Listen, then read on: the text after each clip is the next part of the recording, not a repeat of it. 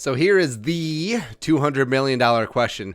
Has Kirk Cousins done enough to earn a second contract with the Minnesota Fighting Vikings? And if not, I mean, what does he need to do? And for me, as of right now, it's pretty close. It is really close. And also, we've said on here that if Kirk somehow wins the Super Bowl for the Vikings, give him all the money. And Kirk and the 52 league minimums. Don't care. Cut everyone else. Just give him all the money. Give him a 0.5% stake of the team. Cool. Like owner Kirk Cousins. That'll go over great. But, I mean, Kirk, respect. I mean, this season had the best year of his career. Won a playoff game where it really was him. Like those two throws at the ends were just cold-blooded dimes.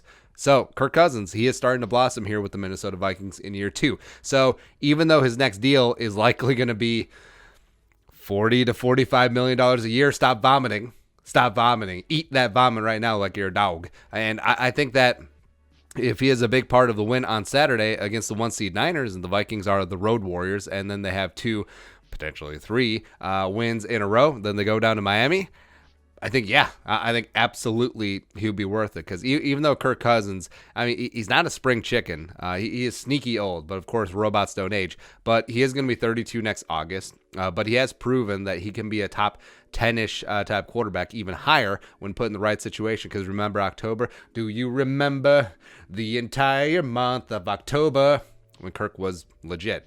And I think he still has 3 to 4 years of his prime left. And also, if the Vikings do extend him this offseason, they can likely lower his 2020 cap liability, so that would free up some cap space, because #cap is a myth, and they kick that can down the road. But also, even if they let it ride next year and then have intentions of re-signing him during the 2021 offseason, I mean, it's fine. I mean, barring a complete collapse in 2020, alien abductions, just completely reverting back to what Kirk used to be, bad Kirk shows up, all that stuff, I think he has earned another go, especially if Spielman and Zimmer stay in place beyond 2020, which it looks like after that playoff win is extremely likely to happen. So now the question is, I mean, we talk about players all the time, and I think the Vikings have built up a great culture and locker room where it's like, hey man, the thing about Spielman, the thing about Brzezinski is that they will give you a cheddar. They will give you your money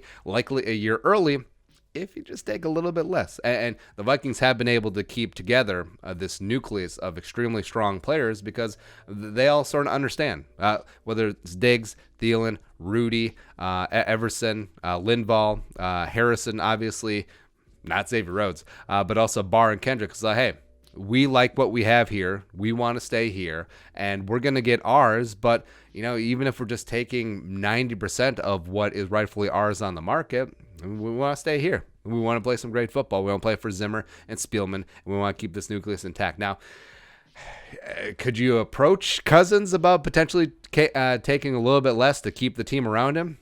Because I think at a certain point, money has diminishing returns, right? It's like how Cousins, signed with the Vikings for $84 million, even though the Jets were offering $90 million. Because there's a big difference between $0, zero, and $6 million. That's like everything, right?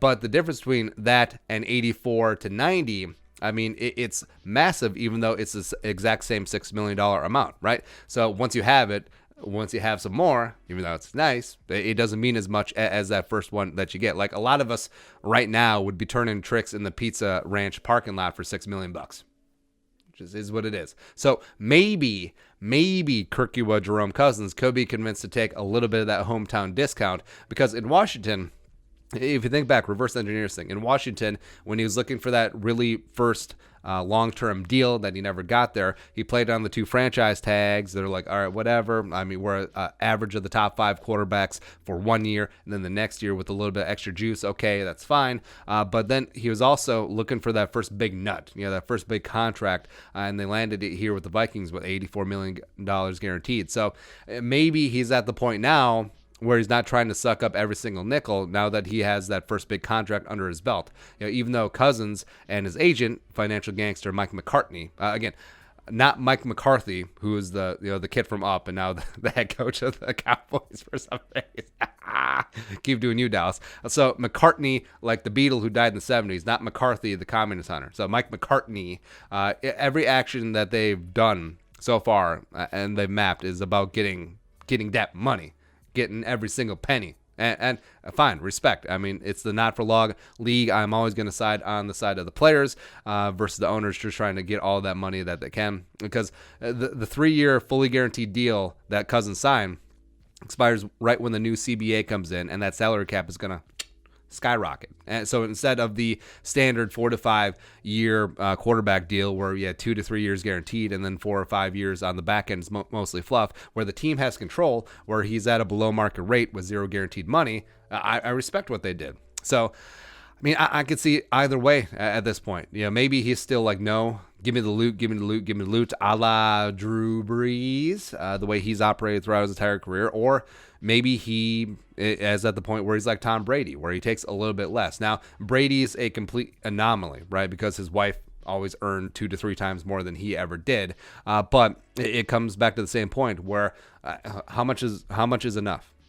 All right, how much is enough, and then how much do you think about legacy, especially for a guy who does not have a Super Bowl ring on his resume and just got his first playoff win? So he has more money than he could ever spend. I mean, because Kirk Cousins is spendthrift anyway. He probably clips coupons still, like not even like coupons on the phone, like clipping like from the Sunday paper, which by the way, he gets Sunday paper at a discount because he signed up during December and he bought 3 years at 75 cents a paper. So that's the type of guy Kirk Cousins is. So I think right now, you would have to say that the Kirk Cousins $84 million deal is a success, given how we played in the wild card, and also you have the rest of the playoffs and another full season to judge it. But I think right now, you're pretty happy with what you got for what you paid for, even though it's a lot of money, right? And if he's willing to come to the table and work out a second deal for the Vikings, maybe add a little bit less, and also reduce that 2020 salary cap number, I mean, the Vikings should be down to clown because he still has a couple years of his prime left.